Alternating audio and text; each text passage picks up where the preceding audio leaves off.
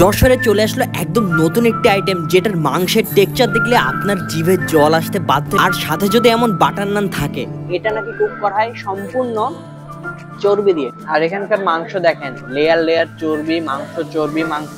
আজকের ভিডিওতে জানতে পারবেন যশোরে এই নতুন ইউনিক আইটেমটা কোথায় পাওয়া যায় এবং আসলে খেতে কেমন টেস্ট সবকিছু। এখানে মাত্র 3টা মশলা ব্যবহার করা হয়েছে। আর মাংস তো পুরাই নরমই, দেখেন চাপ দিলে খুলে খুলে পড়তেছে। লাস্ট কিছুদিন ধরে ফেসবুকের সামনেই দেখি যে এই মাংসের পোস্টটা আসতেছে এবং মাংসের কালার এবং টেক্সচারটা এত জোস যে আমি লোভ সামলাতে না পেরে অবশেষে ক্যাফে অ্যাস্ট্রোয়েটে যাই যে আসলে এটা টেস্ট করতে কেমন। যশোরে একদম নতুন একটা আইটেম, আমি জীবনে প্রথম নাম শুনতেছি। আর এটা হলো সেই নতুন আইটেমটা। আপনারা এখানে দেখতে পাচ্ছেন যে এই যে মাংসটা দেখেন, আর এই আইটেমটার নাম হলো আপনার পেশওয়ারি নামকিন বিফ। এটার উৎপত্তি স্থল হলো পেশওয়ারি যে রাজ্য আছে সেখান থেকে। আর এটার নাম নামকিন বিফ কেন রাখা হয়েছে, এটা নাকি ওই রাজ্যে মাংসগুলো ফ্রোজেন করে রাখা হতো, বাট তখন ফ্রোজেনের ব্যবস্থা তো ছিল না, তার বদলে তারা লবণ দিয়ে রাখতো, সেখান থেকে এই নামকিন নামটা এসছে।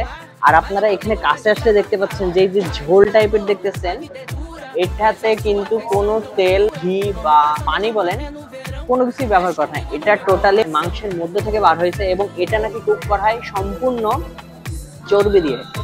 আর চর্বি এবং হাড়ের নিঃশ্বাস থেকে যেই যে ঝোলটা দেখতে পাচ্ছেন, এটা সম্পূর্ণ সেটাই।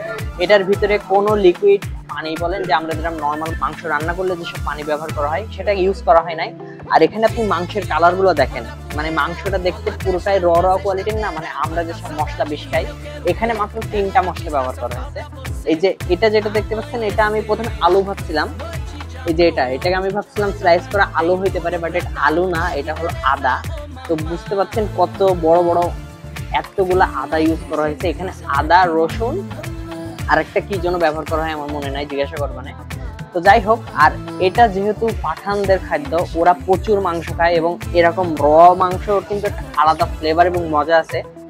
তো আমি ফার্স্ট টাইম এরকম ফুড ট্রাই করব। বাংলাদেশিরা কেমন খায়, প্রচুর মশলা দিয়ে, গোলমরিচ বলেন, এলাচ, দারুচিনি, আরো কত রকম মশলা। তো এখন র মাংসটা খাইতে কেমন লাগে সেটা দেখি। মাংসটা কিন্তু প্রচন্ড সফট।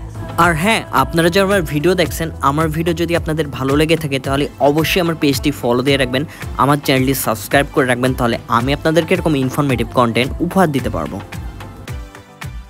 আর এখানকার মাংস দেখেন, লেয়ার লেয়ার চর্বি, মাংস চর্বি, মাংস, এবং এতটা সফট, চাপ দিলেই বসে যাচ্ছে।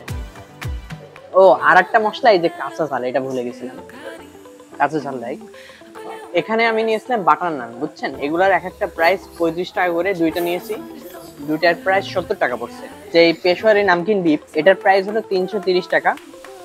এটা কিন্তু বিফ। তো এটার স্বাদের ব্যাপারে আমি যদি আসি, আপনারা যারা নেহারি পছন্দ করেন কিছুটা ওরকম স্বাদ পাবেন। নেহারিতে যেরকম একটু মশলা কম ব্যবহার করা হয় এবং অনেকক্ষণ ধরে মাংসগুলো জ্বালানো হয়, ঠিক সেরকম টাইপের আপনি ফ্লেভার পাবেন এখানে।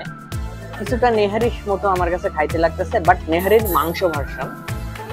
এবং ওনারা যে বলছে যে এখানে কোনো তেল, তারপরে কোনো পানি ব্যবহার করে সিদ্ধ করা হয় না, শুধুমাত্র চর্বির অয়েলটা এটা ঝোল হয় এবং এখানে যে হাড়গুলো ব্যবহার করা হয়, হাড়ের থেকেও নাকি রস বার হয় সেইগুলো। আর এই হাড়ের রসের কারণে আমার মনে হয় নেহারির মতো লাগতেছে। ঠিক আইটেম যশোরে নতুন ট্রাই করে দেখতে পারেন। তবে নেহারি যারা পছন্দ করে তাদের কাছে অসাধারণ লাগবে, এটা গ্যারান্টি।